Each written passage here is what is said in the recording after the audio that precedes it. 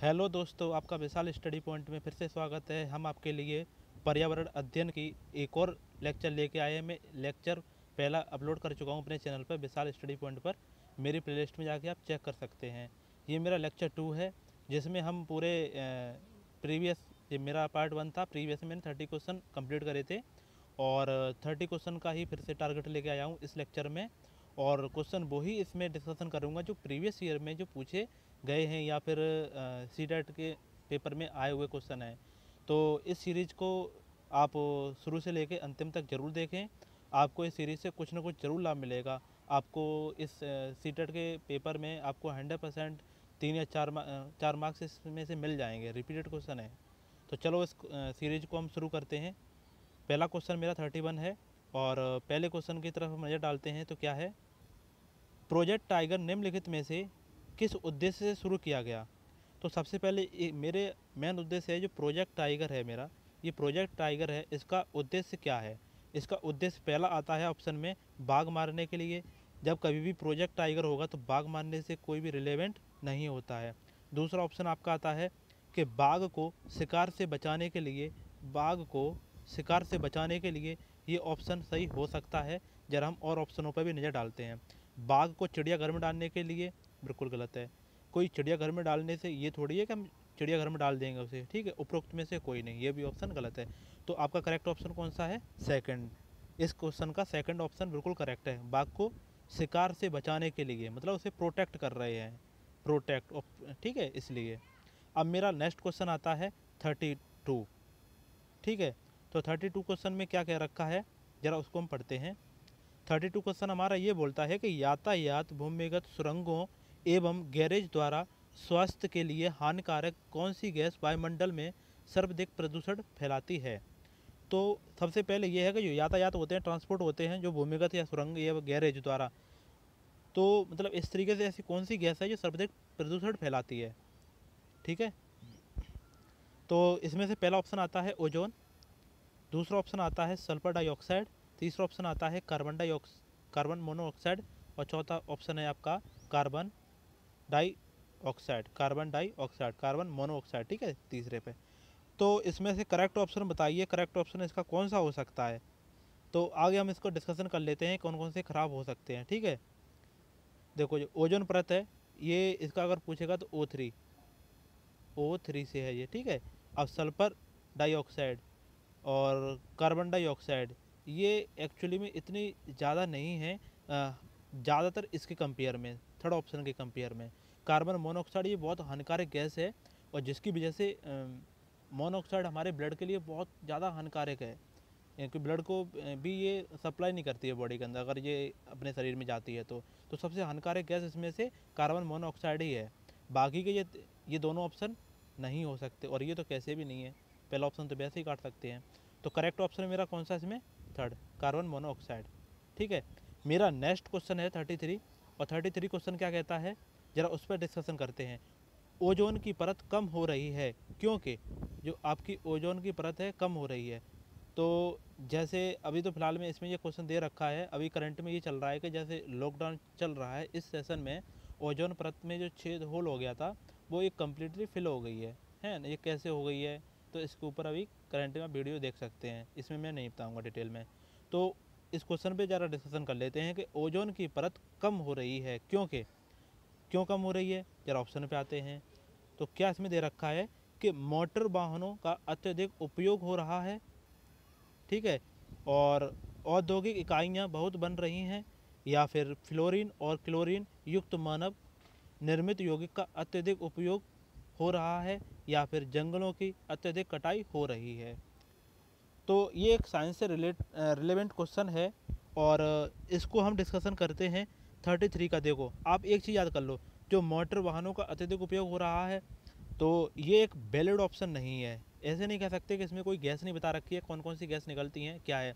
जो ओजोन परत जो कम हो रही है या होल होता है, इसमें छिद्र होता है, सबसे इसका मेन फैक्टर ये होता है, थोड़ा सा इस स्टोरी बता देते हैं कि जो ओजोन परत है उस पर होल होने का कारण है जो CFC होता है, ठीक है ना, क्लोरोफ्लोरोकार्बन, क्लोरोफ्लोरोकार्बन, जिसके कारण क्या करता है, ये ओजोन परत को ये डाइजेस्ट कर देता है, ख़त्म कर देता है। तो इसमें ऐसा चीज़ होता है, जितने भी जैसे फ्रीजर हो गए, एसी वगैरह हो गए, तो इनसे CFC निकलती है, क्लोरोफ्लोरोकार्बन। ठीक है, तो इसमें हम मुझे अब ये देखना पड़ेगा कि क्लोरोफ्लोरोकार्बन किस में है ऑप्शन में। तो मेरे थर्ड ऑप्शन के अलावा किसी में भी आपको क्लोरोफ्लोरो का ऑप्शन नहीं दिख रहा होगा। ठीक है, अगर ये मान लो कि अगर ओजोन परत की अगर ये होल हो जाता है इसकी वजह से, तो स्किन जो भी डिसीजेस वगैरह होते हैं, जैसे स्किन से जितनी प्रॉब्लम होती है वो अल्ट्रावायलेट रे होती हैं, वो वहीं से इंटर करते हैं अपने पृथ्वी पर। ठीक है, तो आई थिंक ये क्वेश्चन आपको अच्छे से समझ में आया होगा। हम नेक्स्ट क्वेश्चन पे चलते हैं। 34 क्वेश्चन क्या कहता है उस पर हम डिस्कशन करते हैं। ठीक है, भारत में व्यावसायिक ऊर्जा के स्रोत हैं, भारत में व्यावसायिक ऊर्जा के स्रोत हैं। तो अब इस पर गौर करते हैं, तो क्या क्या हो सकते हैं व्यावसायिक स्रोत। पहला ऑप्शन दे रखा है कोयला, दूसरा ऑप्शन दे रखा है तेल, तीसरा ऑप्शन दे रखा है प्राकृतिक गैस एवं जल ऊर्जा, चौथा ऑप्शन दे रखा है ये सभी। तो अब बताइए कि इसमें से कौन सा ऑप्शन आपका करेक्ट होगा। तो देखो, भारत में व्यावसायिक ऊर्जा के स्रोत हमारे देखा जाए तो कोयला भी है, आपका ये तेल भी है, और आपका प्राकृतिक गैस एवं जल ऊर्जा। तो हमारा करेक्ट ऑप्शन बिल्कुल फोर्थ है, फोर्थ इसका करेक्ट ऑप्शन है। ठीक है, क्योंकि ये तीनों के तीनों ही मेरे व्यावसायिक ऊर्जा के स्रोत हैं। मेरा 35 क्वेश्चन क्या कहता है उस पर ज़रा हम डिस्कशन करते हैं। ऐसे क्वेश्चन अक्सर हैं कि आप याद ही कर लोगे तो वो ज़्यादा बेस्ट रहता है, क्योंकि गुणवत्ता के आधार पर सबसे अच्छा कोयला है। तो सबसे अच्छा कोयला पूछ रखा है, तो आपका एंथ्रासाइट हो जाएगा, सबसे बेस्ट कोयला है आपका। 35 का कौन सा है, फोर्थ। जैसे पीट है और लिग्नाइट है, बिटुमिनस है, तो सबसे इनमें से इससे जो चार तीन ऑप्शन दे रखे हैं, इससे सबसे बेस्ट ऑप्शन आपका कौन सा आता है, फोर्थ ऑप्शन सबसे बेस्ट है। ठीक है, तो आप इसको याद कर सकते हैं। तो मेरा नेक्स्ट क्वेश्चन है 36 वाला क्वेश्चन आता है। 36 वाले क्वेश्चन में क्या है, आजकल वाहनों में पेट्रोल तथा डीजल के स्थान पर CNG गैस के उपयोग पर अत्यधिक जोर दिया जा रहा है। क्यों दिया जा रहा है बताइए, एक बार इस पर सोचिए। तो जरा हम इस पर डिस्कशन करते हैं, ऑप्शन पे चलते हैं। सबसे पहले CNG गैस में पेट्रोल और डीजल की अपेक्षा कम प्रदूषक तत्व निकलते हैं। ठीक है, और आपका सेकंड ऑप्शन दे रखा है CNG गैस में पेट्रोल और डीजल से शक्तिशाली ईंधन है, या उपरोक्त दोनों, या उपरोक्त में से कोई नहीं। आगे आप सबसे मेन देखिए कि पेट्रोल तथा डीजल के स्थान पर किसका प्रयोग करने की बात कर रहे हैं, CNG। तो अब ये क्यों कर रहे हैं, पहले ऑप्शन में ज़रा गौर करते हैं कि CNG गैस में पेट्रोल और डीजल आपके दोनों दे दिए, पेट्रोल भी है और डीजल है, अपेक्षा कम प्रदूषक तत्व निकलते हैं। और इसमें दे रखा है पेट्रोल और डीजल से शक्तिशाली ईंधन है। ऐसा तो हम नहीं कह सकते, क्योंकि जितने भी CNG होती है इसमें पावर इतनी नहीं होती है डीजल और पेट्रोल की कंपेयर में। तो हम ये ऑप्शन तो कट कर देंगे। ठीक है, उपरोक्त दोनों, तो दोनों ऑप्शन भी गलत हो जाएगा। उपरोक्त में से कोई नहीं, ये भी आप ऑप्शन गलत हो जाएगा। तो आपका करेक्ट ऑप्शन कौन सा है, CNG जो आपकी गैस है पेट्रोल और डीजल की कंपेयर देन, मतलब क्या करती है, जो प्रदूषण है वो कम करती है। ठीक है, आपको ये ऑप्शन अच्छे से समझ में आया होगा। अब मेरा नेक्स्ट क्वेश्चन है 37 वाला। 37 वाले क्वेश्चन पे हम ज़रा चलते हैं और कोशिश करते हैं क्या है इसमें। ठीक है, तो भूरा कोयला के नाम से पुकारा जाता है, जो आपका भूरा कोयला है ये किस नाम से पुकारा जाता है बताइए। तो आपको पहला ऑप्शन है ये पीट को, या फिर लिग्नाइट को, या बिटुमिनस को, या एंथ्रासाइट को। मैंने अभी जस्ट ही बताया कि एंथ्रासाइट आपका कैसा है, सबसे बेस्ट में आता है। और जो भूरा कोयला आपको लिग्नाइट में नाम से जाना जाता है, लिग्नाइट। ठीक है, लिग्नाइट, लाइट कर लो, कुछ लाइट या नाइट कर लो, तो ये भूरा भूरा कर लो, इस तरीके से लिंक कर लो। लिग्नाइट को हम भूरा कोयला के नाम से भी जानते हैं, लिग्नाइट। मतलब लाइट आ जाएगी तो कैसा हो जाएगा, भूरा भूरा दिखाई देगा, सिंपल सी बात है। ठीक है, तो ऐसा ही था, बस कनेक्ट कर लीजिए उसे, और बाकी का हम 40 क्वेश्चन पे चलते हैं। पर्यावरण की आधुनिक समस्या है, पर्यावरण की आधुनिक समस्या क्या है, ओजोन परत का ह्रास, या ग्रीन हाउस प्रभाव, या वैश्विक उष्मीकरण, या ये सभी। तो 40 में का ऑप्शन, अगर पर्यावरण की आधुनिक समस्या क्या क्या आ सकती है, देखो ओजोन परत का अगर मेरा हास्य होगा, अगर कमजोर पड़ेगी तो ये भी मेरा एक प्रॉब्लम हो जाएगा। दूसरा ऑप्शन में आपका आता है ग्रीन हाउस प्रभाव। ठीक है, अब ये भी इसमें होता है, इसमें हीट इंक्रीज करेगा इसमें। तो इसमें हीट इंक्रीज करेगा तो क्या होगा, जितने भी आपके ग्लेशियर पर्वत वगैरह हैं तो हीट से वो क्या है पिघलेंगे, तो हमका ये भी नहीं होना चाहिए, ठीक है। और वैश्विक ऊष्मीकरण ये भी सॉरी होना नहीं चाहिए, मतलब ये हाँ सही है, ये भी नहीं होना चाहिए और एक ये भी नहीं होना चाहिए वैश्विक ऊष्मीकरण।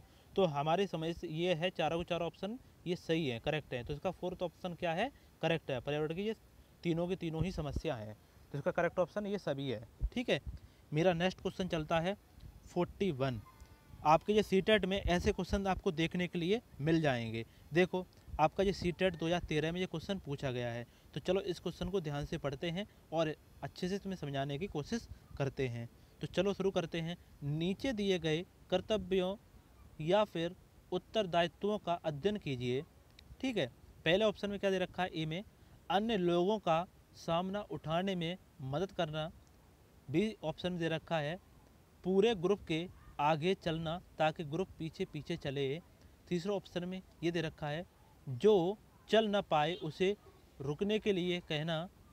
और आपके डी ऑप्शन दे रखा है साथी के बीमार होने पर उसका ध्यान रखना और सबके लिए खाने पीने का इंतजाम करना। आपका ई ऑप्शन दे रखा है रुकने और आराम करने के लिए अच्छी जगह ढूंढना।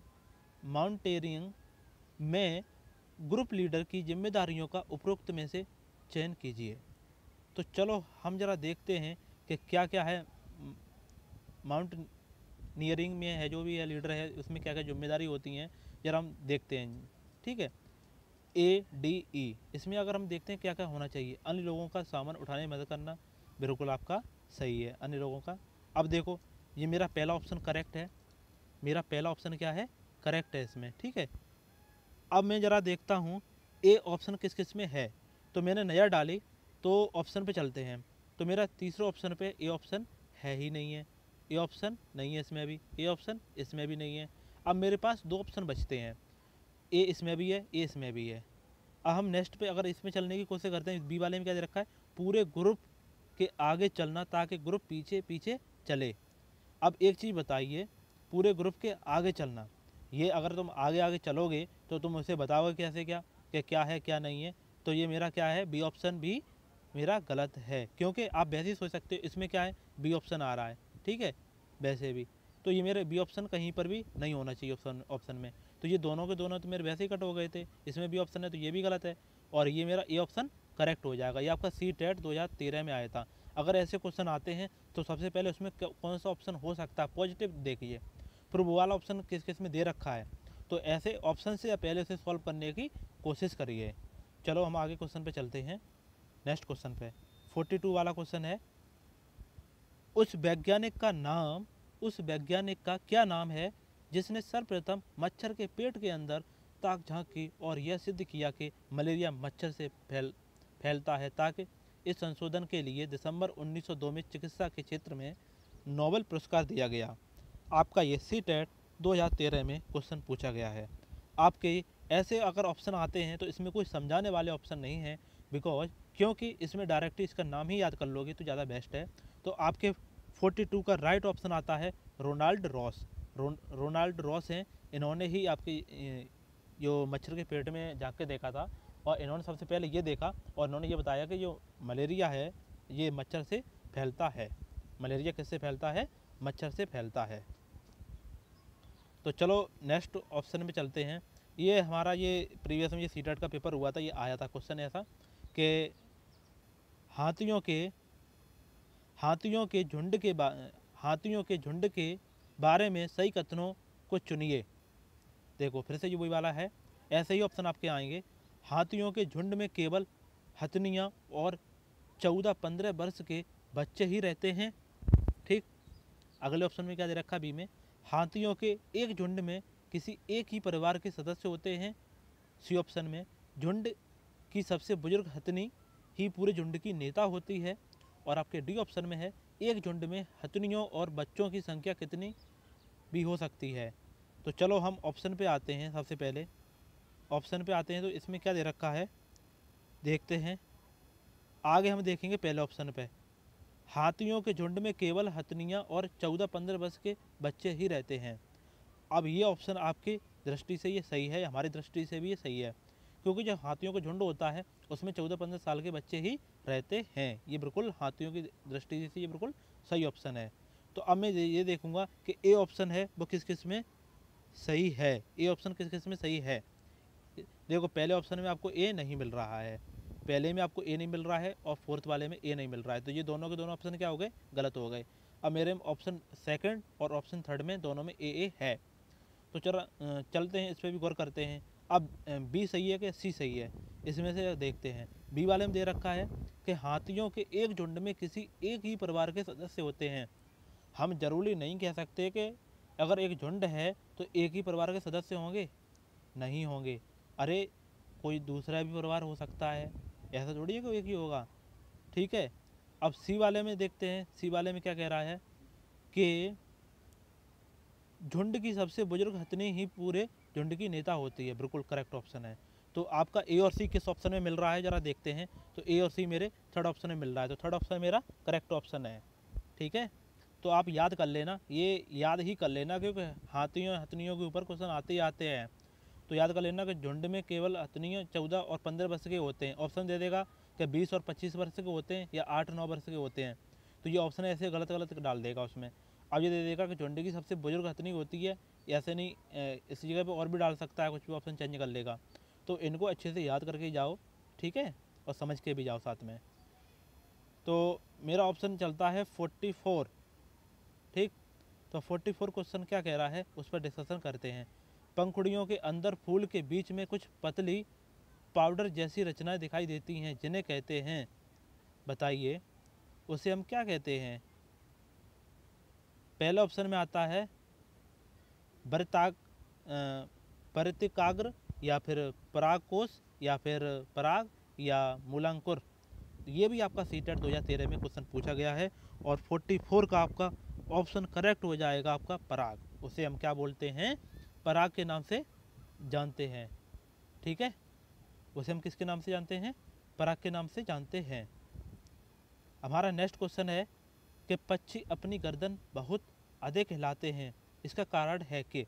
ये क्वेश्चन अच्छा है और ये सीटेट 2013 में आया हुआ है। ठीक है।